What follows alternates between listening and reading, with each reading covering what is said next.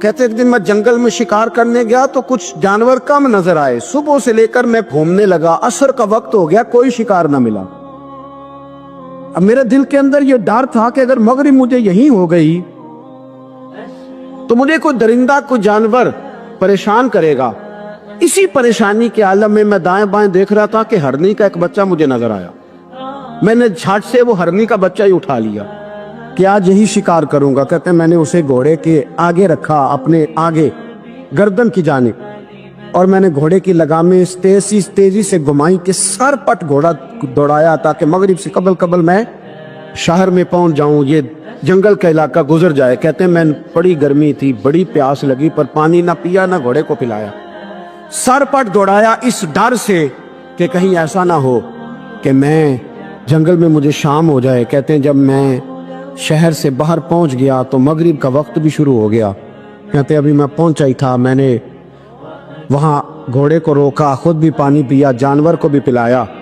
کہتے ہیں ذرا میں نے آنکھ اٹھا کے دیکھا تو جس ہرنی کا میں بچہ لایا تھا وہ بھی دوڑتی ہوئی میرے پیچھے آ گئی۔ کہتے ہیں وہ پیچھے میرے کھڑی ہے، پتہ نہیں کہاں سے بیچاری دوڑی، میرا تو گھوڑا تھا اور میں نے تو سانس بھی نہیں لیا۔ 1.5 گھنٹہ 2 گھنٹے میں بھگاتا لایا اس جلدی میں کہ باہر آنا ہے۔ کہتے ہیں پلٹ کے دیکھا تو اس کی سانس پھولی ہوئی ہرنی کی اور للچائی نظروں سے مجھے دیکھ رہی ہے۔ دل کے ایک کونے سے آواز آئی کہ آج تو 2 شکار ہو گئے۔ بچہ تو پکڑا ہی، اس کی ماں کو بھی قابو کرتا ہوں تاکہ ڈبل شکار آئے گا۔ کہتے ہیں پھر اندر سے میرا درد بولا، اندر سے میرا رحم بولا، ایک ماں اپنا بچہ لینے آئی ہے اور اس طرح تو اسے تکلیف نہیں دی جا سکتی کہ اسے بلیک میل کر کے ماں کو بھی رکھ لیا جائے۔ کہتے ہیں جب میں نے اس ہرنی کی طرف دیکھا تو اس کی نظروں میں سوال تھا، اس کی نظروں کے اندر سوال تھا، کچھ مانگ رہی تھی۔ کہتے ہیں میں نے اس بچے کی پشت پر ہاتھ پھیرا، پھر میں نے بچہ چھوڑ دیا۔ کہتے ہیں اس نے پہلے بچے کو بازوؤں میں لیا، پھر اپنی زبان سے اپنا بچہ چاٹنے لگی۔ کہتے ہیں پھر وہ جب جنگل کی طرف جانے لگی تو ایک دفعہ اس نے میری طرف دیکھا، دوسری دفعہ اس نے آسمان کی طرف دیکھا۔ زندگی میں مجھے اتنا سکون کبھی نہیں آیا تھا جتنا آج آیا۔ کہتے ہیں میں گھر گیا، عشاء کی نماز پڑھی، وضو میں بستر پہ لیٹ گیا، لوگوں میرے نصیب دیکھو، مجھے مدینے والے محبوب کا دیدار نصیب ہوا۔ رسول کریم علیہ السلام میری خواب میں آئے، میں رونے لگا، گھر مہک اٹھا، پھول کھلنے لگے، خوشبوئیں بکھرنے لگی۔ کہتے ہیں محبوب کریم تشریف لائے، اور کیا خوبصورت جملہ ہے، اگر تجھے بادشاہ بنا دیا جائے تو انسانوں کے ساتھ بھی اسی طرح رحم کرے گا نا جس طرح آج ہرنی کے ساتھ کیا ہے۔ اگر تجھے بادشاہ بنایا جائے تو رویہ یہی رکھے گا یا بدل جائے گا؟ کہتا میں رو پڑا، میں نے کہا یا رسول اللہ میں تو غلام بننے کے بھی قابل نہیں، تو بادشاہ کیسے بنوں گا؟ فرمایا تیری آج کی ادا بڑی پسند آئی ہے، عرش کے مالک نے تجھے بادشاہ بنانے کا فیصلہ کر لیا، تیری یہ ادا بڑی بھائی ہے، بڑی پسند آئی۔ فرماتے ایک ہرنی کے بچے پہ رحم کھایا تھا، رب کریم نے مجھے بادشاہی عطا فرما لی۔ ہم نہ سیاست سے بادشاہی لینا چاہتے، سیاستدانوں کے اپنی جیب سے اشتہار چھپوا کے بادشاہی لینا چاہتے، ڈیرا بنا کے بادشاہی لینا، نہ نہ نہ، بادشاہی تو رحم کرنے سے ملتی، بادشاہی تو شفقت کرنے سے ملتی، بادشاہیاں تو اللہ کی مخلوق سے پیار کرنے سے ملتی۔ وہ شخص کہتا ہے کہ میرا ضرر یہ تھا کہ 4-5 دینار ملیں گے، تو امام حسین فرمانے لگے تھوڑی دیر بیٹھ جا، رزق آ رہا ہے۔ تو امام حسین کو حکومت وقت کی طرف سے 5 تھیلیاں ملی، جس میں ایک تھیلی میں 500 اشرفیاں تھی، 5 تھیلیاں آئیں، لیکن اس کو آنے میں ذرا دیر ہو گئی۔ وہ 5 تھیلیاں جب آئی نا تو امام حسین اس کی طرف 5 تھیلیاں بڑھا کے ذرا دیکھنا میری طرف غور سے، 5 تھیلیاں بڑھا کے تو فرمانے لگے میاں جتنا تجھے انتظار کرایا ہے نا، اتنی ہم تیری حاجت پوری نہیں کر سکے، تو یہ نہ محسوس کرنا کہ حسین کے دروازے پہ بیٹھا بھی رہا ہوں تو ملا کیا ہے، یہ نہ محسوس کرنا۔ وہ شخص کہتا ہے جب میں نے وہ تھیلیاں کھولی اور پھر میری نظر امام حسین پہ پڑی تو میرے اندر سے آواز آئی، اگر حسین ابن علی اتنے سخی ہیں تو محمد عربی کتنے سخی ہو۔ اگر یہ معیار ان کا ہے، ان کا یہ معیار ہے، اور خود بھیک دیں خود ہی کہیں منگتے کا بھلا ہو، خود کہنے لگے جتنا انتظار کرایا ہے اتنی تیری مدد کر سکے۔ یہ سخاوت کا معیار تھا، یہ طریقہ تھا۔ ایک دفعہ سیدنا امام حسین رضی اللہ تعالیٰ عنہ کے گھر کے اندر 5000 دینار آئے، مسجد میں تھے، آپ کو 5000 دینار ملے تو امام زین العابدین کہتے ہیں کہ مسجد سے لے کر گھر آنے تک امام حسین نے 5 کے 5000 اللہ کے راستے میں خیرات کر دی۔ فرماتے میں نے کہا ابا جی 5 دینار کی گھر میں ضرورت تھی، مالاں والے سخی نہیں ہوندے تے سخیاں کل مال نہیں ہوندا، ایتھے اوتھے دوویں جہان نہیں، سخی کنگال نہیں ہوندا۔ کہا ابا جی 5 دینار کی گھر میں ضرورت تھی، تو کہتے ہیں مجھے فرمانے لگے بیٹا یہ جن کو میں نے دیا ہے نا یہ گھر کے لیے ہی دیا ہے، یہ گھر کے لیے ہی دیا ہے، جن کو دیا ہے تمہارا کیا خیال ہے یہ باہر خرچ ہوا ہے؟ یہ گھر کے لیے ہی ہے، اس لیے کہ جب انسان دوسروں پر شفقت کرتا ہے تو اللہ اس کے گھر پہ رحمت فرماتا ہے۔ امام حسین کے مزاج میں پہلی بات میں نے ذوق عبادت کی عرض کی، دوسری بات عرض کر رہا ہوں کہ صحابہ حضرت اسامہ بن زید بڑے پیارے ہیں میرے نبی کریم کے، بڑے پیارے۔ حضرت اسامہ بن زید کے بارے میں سیدہ عائشہ صدیقہ فرماتی ہیں ان کے ناک سے اگر ریٹھ نکلتی تھی تو اللہ کے رسول اپنے دست مبارک سے صاف کر دیتے تھے، اور سرکار فرماتے تھے کہ اگر اسامہ لڑکی ہوتا نا، ان کے غلام کے بیٹے تھے حضرت زید بن عار، اگر یہ لڑکی ہوتا میں اسے زیور پہناتا۔ بڑے پیارے تھے، لیکن جب ان کا آخری وقت آیا نا تو 60,000 دینار کا قرضہ تھا، رشتہ داروں سے کہا، دوستوں سے کہا، یاروں سے کہا، اور قرض ادا نہیں ہو رہا تھا۔ حضرت اسامہ بن زید کہتے ہیں بڑا پریشان تھا۔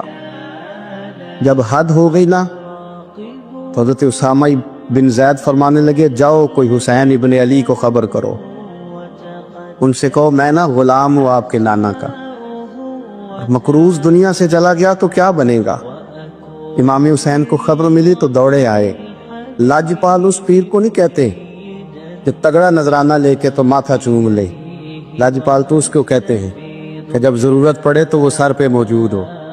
حضرت سیدنا امام حسین تشریف لائے تو جناب اسامہ بن زید رو پڑے، کہنے لگے حضور میں نے نا غلامی کی ہے آپ کے نانا کی، اور اس غلامی پہ ناز ہے، اب 60,000 دینار کا قرضہ لے کے دنیا سے جاؤں گا تو میری قبر پہ بوجھ رہے گا۔ امام حسین خادم کو بھی کہہ سکتے تھے جاؤ گھر پیسے پڑے ہیں لے آؤ، امام حسین خود گئے، چادر روڑ کے تو اس کی اوٹ میں بکل میں 60,000 دینار چھپا کے لائے، اور جناب اسامہ بن زید کے سامنے رکھ کے کہنے لگے اسامہ یار پیسے رات کو ہی آئے تھے، میں سوچ رہا تھا مجھے تو ضرورت نہیں، اللہ نے کس کا نصیب میرے گھر میں بھیج دیا، مجھے تو حاجت ہی نہیں تھی، اب پتہ چلا پیسے تیرے تھے، اللہ نے حسین کی ڈیوٹی لگائی ہے کہ جا کے دے آ۔ حضرت اسامہ بن زید رو پڑے، فرمانے لگے اللہ آپ کو بہترین صلہ عطا فرمائے۔ امام بڑا ہی پیار کرتے تھے، گھوڑے پہ جا رہے تھے، کچھ فقیر غریب لوگ بیٹھ کے روٹی کھا رہے تھے، کھا رہے تھے سڑک کے کنارے، تو امام زین العابدین فرماتے ہیں کہ جب امام حسین گزرے تو انہوں نے آواز دی حضور دل کرتا ہے ہمارے ساتھ بیٹھ کے روٹی کھائیں۔ کائنات کے مالک و مختار کے نواسے اور دنیا کے سب سے بڑے شہزادے گھوڑے سے اترے اور غریبوں کے ساتھ سڑک پہ بیٹھ گئے، روٹی کھانے لگے اور دیر تک کھاتے رہے، اور جب فارغ ہو گئے تو فرمانے لگے کھانے کی ضرورت بھی نہیں تھی، حاجت بھی نہیں تھی، پر تم نے آواز دی تو دل رکھنے کو بیٹھ گیا تھا، اگر اجازت دے تو چلا جاؤں۔ یہ مزاج تھا، یہ طبیعت تھی۔ آپ کے ایک بھائی ہیں چھوٹے حضرت محمد بن حنفیہ نام ہے، حضرت مولا علی شیر خدا رضی اللہ تعالیٰ عنہ کی دوسری بیوی سے۔ ایک دن حضرت امام حسین ان کے گھر میں بیٹھے تھے تو کسی بات میں نا اختلاف رائے ہو گیا، تو امام علی مقام ناراض ہو گئے، فرمایا آج کے بعد تیرے گھر نہیں آؤں گا، رومال اٹھایا چلے گئے۔ لوگوں نے حضرت محمد بن حنفیہ رضی اللہ تعالیٰ عنہ سے کہا حسین تو ناراض ہو گئے کبھی نہیں آئیں گے، آپ فرمانے لگے بھائی تمہارا ہے کہ میرا؟ جی بھائی تو آپ کے ہیں، فرمایا اگر کہو تو چند منٹوں میں حسین واپس آئے؟ کہا جناب ناراضگی ہو گئی ہے، فرمایا ناراضگی ہوئی ہے پر میں اس کے دل کی نرمی کو تو جانتا ہوں، اس کے مزاج کے اندر جو محبت ہے اس سے تو ابھی آئے۔ کہا جناب وہ کیسے؟ فرمانے لگے دیکھنا ذرا، تو امام حسین نے خط لکھا، حضرت محمد بن حنفیہ نے رکا لکھا، کہنے لگے حسین میرے باپ کا نام بھی علی ہے اور آپ کے باپ کا نام بھی علی ہے، پر ایک فضیلت ایسی ہے جس میں میں آپ کا مقابلہ نہیں کر سکتا، وہ یہ ہے کہ آپ سیدہ فاطمہ الزہرا کے لال ہیں، آپ محمد مصطفیٰ علیہ السلام کے نواسے ہیں۔ کہنے لگے بھائی جان آپ نے نانا جان کی وہ حدیث تو سنی ہوگی کہ دو لوگ ناراض ہو جائیں تو جو صلح پہلے کرے جنت میں پہلے جائے گا۔ فرمانے لگے دل میرا کر رہا تھا کہ پہلے صلح کر لوں، لیکن پھر بڑے بھائی کو پشت کروں گا جنت میں جاتے ہوئے، یہ بھی تو بے ادبی ہے نا۔ اب خط میں نے لکھ دیا ہے، آپ کا جو ارادہ ہو۔ امام حسین نے خط پڑھا تو آنکھوں میں آنسو آ گئے، پھر سے رومال اٹھایا۔ بچے پوچھنے لگے کہاں جا رہے؟ کہا بھائی کے گھر جا رہا۔ کہا آپ تو ناراض تھے؟ فرمایا تھا ناراض، پر ہے تو میرا بھائی نا، ہو گئی بات ختم۔ بڑی دل میں نرمی، طبیعت میں سوز، لہجے میں گداز۔ حضرت امیر معاویہ رضی اللہ تعالیٰ عنہ نے ایک شخص کو بھیجا مدینہ منورہ شام سے، تو اس نے کہا میں نے امام حسین سے ملنا ہے، تعارف کیا ہے؟ جناب امیر معاویہ فرمانے لگے مسجد نبوی میں جانا جس کے گرد لوگ سب سے زیادہ ادب سے بیٹھے ہوں، اور جس کی باتیں سب سے زیادہ میٹھی ہوں، اور جس کی نظریں سب سے زیادہ جھکی ہوں، اور جس کے چہرے پر تمہیں سب سے زیادہ وقار نظر آئے، وہی علی کے بیٹے حسین ہوں گے۔ جو سب سے زیادہ تمہیں وہاں ماحول کے اندر جو شخص نظر آئے، پوچھنے کی ضرورت نہیں پڑے گی۔ وہ شخص کہتا میں مدینے آیا تو میں نے واقعی ایک شخص کو دیکھا، شہد کے گرد مکھیوں کا اتنا ہجوم نہیں ہوتا جتنا امام حسین کے گرد رسول اللہ کے غلاموں کا ہجوم تھا، لیکن نظریں جھکی ہوئی، باتیں میٹھی، لہجہ گداز گداز، لفظوں میں رانائی، اور لوگ کئی باتیں پوچھتے تو علی کے صاحبزادے ایک آدھ جملہ بولتے تو لگتا یہ کہ وہ جملہ سیدھا دل میں اترتا چلا جاتا ہے۔ امام علی مقام کے کردار میں نہ کچھ باتیں بڑی زیادہ تھیں، بہت زیادہ تھیں، بڑا حسن تھا۔ ایک بات تو یہ تھی امام حسین رضی اللہ تعالیٰ عنہ کا علم و فضل بڑا کمال کا تھا۔ ایک دفعہ صحابہ میں مسئلہ بن گیا کہ بچہ پیدا ہوتا ہے تو اس کا وظیفہ کیسے لگانا ہے۔ امام حسین کا علم و فضل بتا رہا ہوں، علم و فضل، تو بات بڑی پیچیدہ ہو گئی۔ حضرت عبداللہ ابن زبیر کے پاس لوگ آئے، کہنے لگے کہ آپ بڑے صاحب علم و فضل ہیں، آپ نے حضور علیہ الصلوۃ والسلام کے ساتھ وقت گزارا ہے، تو مسئلے کو حل کریں کہ بچہ پیدا ہونے کے بعد حکومت اگر وظیفہ لگائے گی تو کب لگائے گی؟ جب بحث طول پکڑ گئی، مسئلہ حل نہیں ہوتا تھا، تو حضرت عبداللہ ابن زبیر کہنے لگے ہم سے نہیں حل ہوگا، ایک بندہ ہے جس کے سینے میں رسول اللہ صلی اللہ تعالیٰ علیہ وسلم کے نور نبوت کا فیضان ہے، وہ یہ مسئلہ حل کریں گے۔ تو کہا وہ کون سے؟ آپ فرمانے لگے جب ہم سے مسائل حل نہیں ہوتے تو ہم ان کے علم سے فائدہ اٹھاتے ہیں۔ کہا کون ہے؟ کہا جناب امام حسین۔ تو لوگ حضرت امام حسین کے پاس گئے کہ حضرت یہ ایک مسئلہ الجھ گیا ہے کہ بچہ پیدا ہو تو وظیفہ کب لگانا ہے؟ فرمایا الجھنے والی بات ہی کوئی نہیں، پیدا ہونے کے بعد جب وہ پہلی دفعہ آواز نکالے تو اس کا وظیفہ لگا دو۔ اس کا مطلب یہ ہے کہ وہ دنیا میں آ گیا ہے، اس نے اپنے آنے کا اظہار کر دیا ہے، اعلان کر دیا ہے، اب اس کا وظیفہ لگا دو۔ تو اس پر پھر صحابہ کا اتفاق ہو گیا۔ امام حسین کے علم سے، فضل سے لوگ فیض اٹھاتے تھے۔ حضرت سیدنا امام حسین کی شہادت کے بعد حضرت عبداللہ ابن زبیر رضی اللہ تعالیٰ عنہ نے قاتلان حسین سے خطاب کیا اور فرمانے لگے اللہ کی قسم تم نے اس شخص کو شہید کیا ہے جو راتوں کو لمبے لمبے قیام کرتا تھا، اور تم نے اس شخص کو شہید کیا ہے جس سے میں دن میں جب بھی ملتا تھا تو وہ روزے سے ہوتا تھا۔ تم نے اس شخص کو شہید کیا جو قائم اللیل تھا، صائم الدہر تھا، اس شخص کو تم نے شہید کیا۔ آپ کو پتہ ہے میدان کربلا میں جب 9 محرم کو ابن سعد نے امام حسین سے کہا کہ جنگ کرو، اگر یزید کی بیعت نہیں کرنی، تو امام حسین نے فرمایا ایک رات کی مہلت دے دو، ایک رات کی مہلت دے دو۔ حضرت امام زین العابدین کہتے ہیں میں نے اپنے والد گرامی سے عرض کی کہ ابا جی آپ جہاد سے دور جانے والے تو ہیں نہیں، آپ تو جہاد سے پیار کرنے والے، اور یہ بھی پتہ ہے مجھے کہ یہ جنگ اب ہو کے رہے گی، تو ایک رات کی مہلت لینے کا معنی کیا ہے؟ بھئی کل بھی لڑنا ہے اور رات بھی لڑنا ہے، تو ابا جی ایک رات کی مہلت۔ تو سیدنا امام حسین رضی اللہ تعالیٰ عنہ فرمانے لگے بیٹا رات کی مہلت اس لیے لی ہے کہ میں آج رات کھل کے اپنے رب کی عبادت کر لوں، میں استغفار کر لوں، میں لمبے سجدے کروں۔ اور کہا زین العابدین تو جانتا ہے نا کہ مجھے نماز سے، تلاوت سے، دعا سے اور استغفار سے بڑا پیار ہے، رسول کریم علیہ السلام نے فرمایا، جامع ترمذی میں موجود ہے، فرمایا میں جا رہا ہوں پر تمہیں دو بڑی بھاری بڑی وزنی چیزیں دے کے جا رہا ہوں، صحیح ستہ کی روایت، دو وزنی چیزیں تمہارے بیچ چھوڑ کے جا رہا ہوں، اگر ان کو تھام کے رہو گے تو کبھی گمراہی تمہارے پاس نہیں آئے گی۔ یا رسول اللہ وہ کون کون سی؟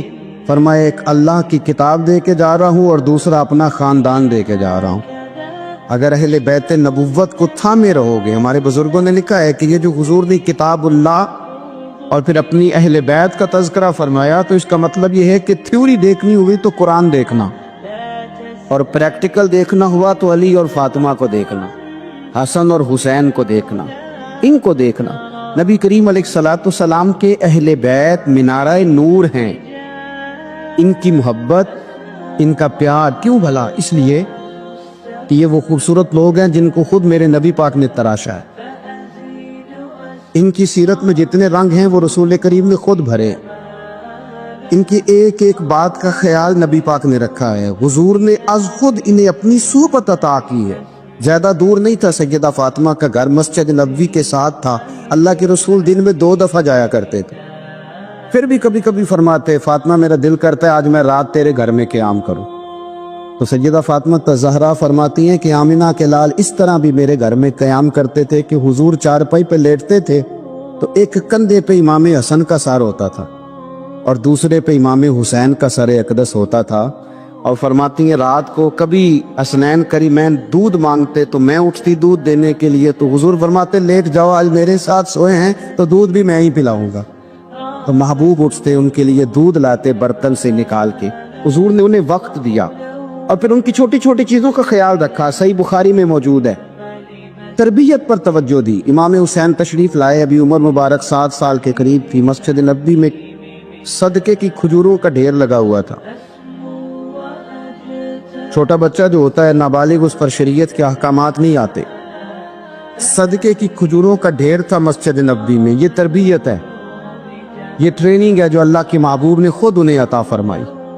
صدقے کی کھجوروں کا ڈھیر تھا، امام حسین حضور کے ساتھ آئے تو امام علی مقام نے نہ ایک کھجور اٹھا کے منہ میں رکھ لی۔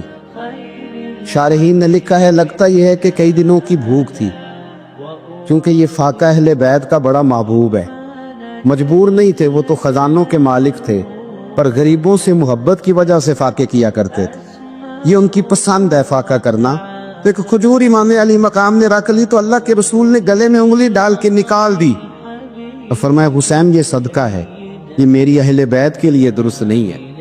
حضور نے خود تربیت کی، اور پھر سیدہ فاطمہ الزہرا نے نا اپنے بچوں کو تراشا، ان پر محنت کی۔ میں اکثر گزارش کرتا ہوں دوستوں سے، میں کہتا ہوں کربلا کا واقعہ کوئی حادثاتی نہیں ہے، اس کے پیچھے پوری ایک لاجک ہے، اس کے پیچھے پورا ایک فلسفہ ہے۔ ایسے ہی کوئی آدمی 3 دن بھوکا پیاسا رہ سکتا ہے؟ کسی آدمی کو صبح اس نے کھانا کھایا اور شام تک کھانا نہ ملے تو ٹانگیں کانپتی ہیں۔ رمضان المبارک میں عبادت کی نیت سے روزہ رکھنے والے بھی شام کو بڑے پریشان ہو جاتے ہیں، پر مسلسل 3 دن کھانا نہ کھایا جائے اور پانی نہ پیا جائے، اور حال یہ ہے کہ وہی آدمی تلوار لے کے میدان میں نکلے اور اس کی حالت یہ ہو کہ لوگ اس کی آگے دوڑنا شروع کر دیں، ہزاروں کی فوجیں تاب نہ لا سکے۔ علی کا گھر بھی وہ گھر ہے کہ جس گھر کا ہر ایک بچہ جسے دیکھو وہی شیر خدا معلوم ہوتا ہے۔ یہ کوئی آسان ہے؟ اس کے پیچھے پوری ایک اس کے پیچھے فلسفہ ہے۔ امام راضی کی تفسیر کبیر دیکھیے گا، حضرت امام حسین کی وہ شخصیت تھی کہ مشکات میں حدیث ہے، نبی پاک صلی اللہ تعالی علیہ وسلم کی چچی جناب ام فضل صبح صبح گھبرائی حضور کی بارگاہ میں آئی، عرض کی یا رسول اللہ صلی اللہ علیہ وسلم آج میں نے عجیب خواب دیکھا ہے، میں ڈر گئی ہوں۔ حضور نے فرمایا چچی کیا دیکھا؟ عرض کی حضور میں نے دیکھا ہے کہ آپ کے وجود کا گوشت کا ایک ٹکڑا کٹ کے میری جھولی میں آ گیا۔